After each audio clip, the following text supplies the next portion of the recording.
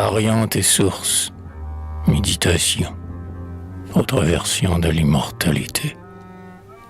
Le soleil de nos jours pâlit de son aurore, où ma chère Julie, à peine il jette encore quelques rayons tremblants qui combattent la nuit.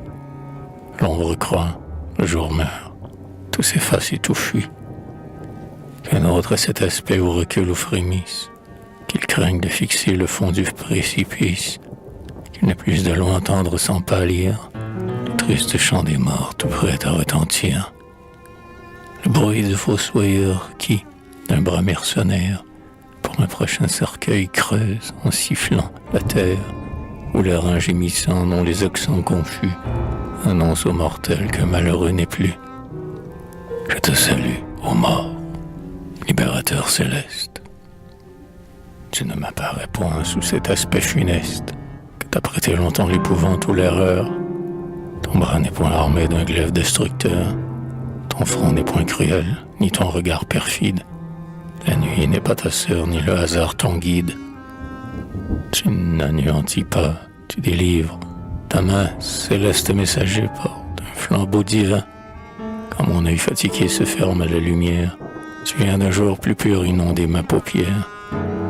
Et l'espoir, près de toi, rêvant sur un tombeau, de l'avenir caché déchire le rideau. Viens donc, viens détacher mes chaînes corporelles. Viens, ouvre ma prison. Viens, prête-moi tes ailes. Que tardes-tu, paraît, que je m'élance enfin vers ce tout inconnu, mon principe et ma fin. Qui m'en a détaché? Qui suis-je et que dois-je être? Je meurs et ne sais pas ce que c'est que de naître. Toi qu'en vain j'interroge, esprit, hôte inconnu, avant de m'animer, quel ciel habitais-tu? Quelle main t'a jeté sur ce globe fragile? Quelle main t'enferma dans ta prison d'argile? Par quel nœud étonnant, par quel secret rapport, le corps tient-il à toi comme tu tiens au corps? Quel jour séparera l'esprit de la matière? Pour quel nouveau séjour quitteras-tu la terre? As-tu tout oublié? Par-delà le tombeau, vas-tu renaître encore dans un oubli nouveau? Vas-tu recommencer une semblable vie? Dans le sein de Dieu, ton centre et ta patrie, affranchi pour jamais de tes liens mortels, vas-tu jouir enfin de tes droits éternels? Oui, tel est mon espoir, à ma chère Julie. C'est par lui que déjà mon âme raffermie, puis voir sans effroi sur tes traits enchanteurs, se faner du printemps les brillantes couleurs.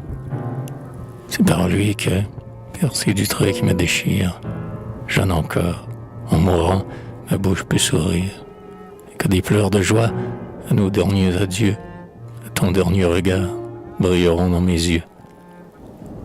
De vain espoir, s'écriera ce docteur au front blême, qui croit par Applesby résoudre ce problème, et qui, soumettant tout à son étroit compas, rejette hardiment ce qu'il ne comprend pas.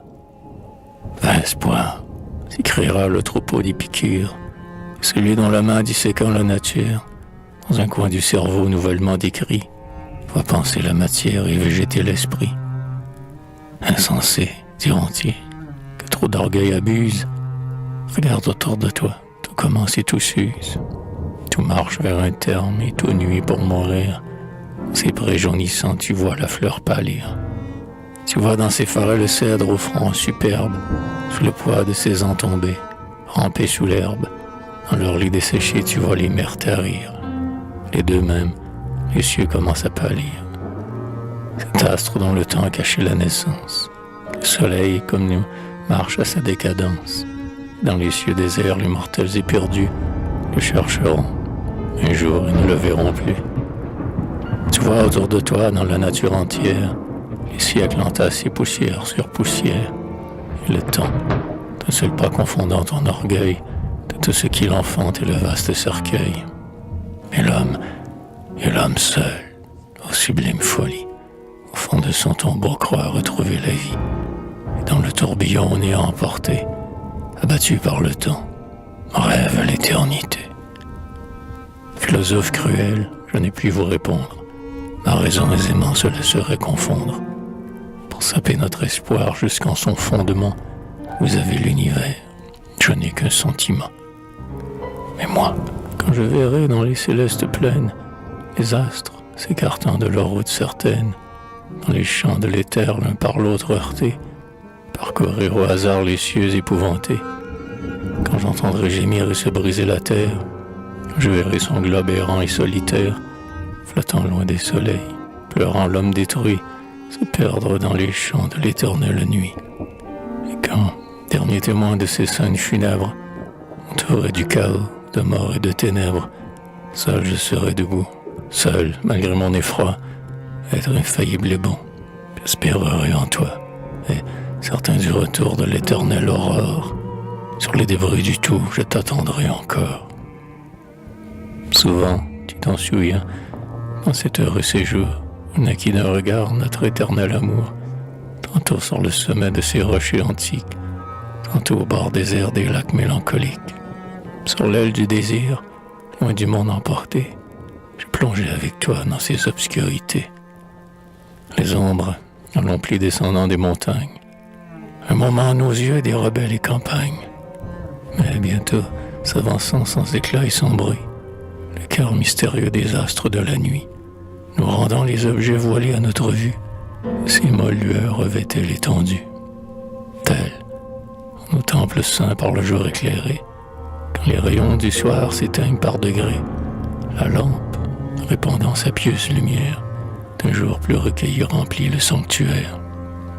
Dans ton ivresse alors tu promenais tes yeux, des cieux à la terre, de la terre aux cieux.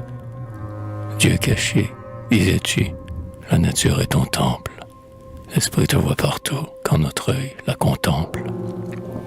De tes perfections qu'il cherche à concevoir, ce monde est le reflet, l'image est le miroir. Le jour est ton regard, la beauté est ton sourire. Partout le cœur t'adore et l'âme te respire. Éternel, infini, tout puissant et tout bon, ces vastes attributs n'achèvent pas ton nom. Et l'esprit, accablé par ta sublime essence, célèbre ta grandeur jusque par son silence. Et cependant, ô Dieu, par sa première loi, cet esprit imparfait s'élève jusqu'à toi, et, sentant que l'amour est la fin de son être, impatient d'aimer, brûle de te connaître.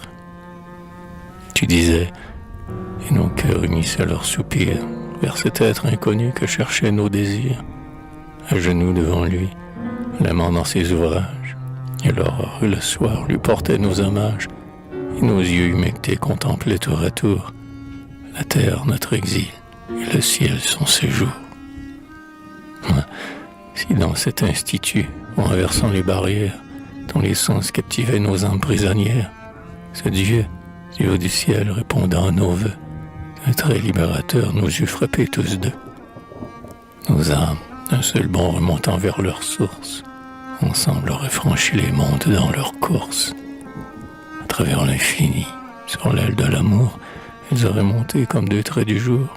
Et ce que Dieu lui-même, arguant et perdu, se serait dans son sein à jamais confondu. Ces vœux nous trompaient-ils, au néant destiné? Est-ce pour le néant que les êtres sont nés? Non, cet être parfait, suprême intelligence, à des êtres sans but n'eût pas donné naissance.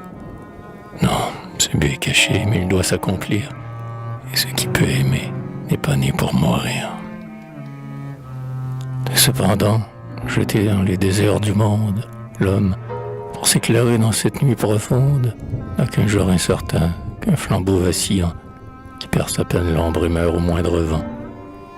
Et, tel qu'au sombre bord l'ombre des Danaïdes, s'efforce de remplir des urnes toujours vides, poussé par son esprit, tourmenté par son cœur, l'un cherche la lumière et l'autre le bonheur. L'un, sans cesse entouré de nuages funèbres, creusant autour de soi, ne trouve que ténèbres, et, suivant vainement la lueur qui le fuit, de la nuit échappée, retombe dans la nuit. L'autre, altéré d'amour, enivré d'espérance, vers un but fugitif incessamment s'élance, toujours près de l'atteindre, toujours abusé, sur lui-même à la fin il retombe épuisé. Ainsi, l'homme flottant de misère en misère, du berceau vers la tombe achève la carrière, et, du temps et du sort, joie infortunée, descendant au tombeau, dis, pourquoi suis-je né? Pourquoi? Pour mériter, pour expier peut-être. Et puisque tu naquis, il était bon de naître.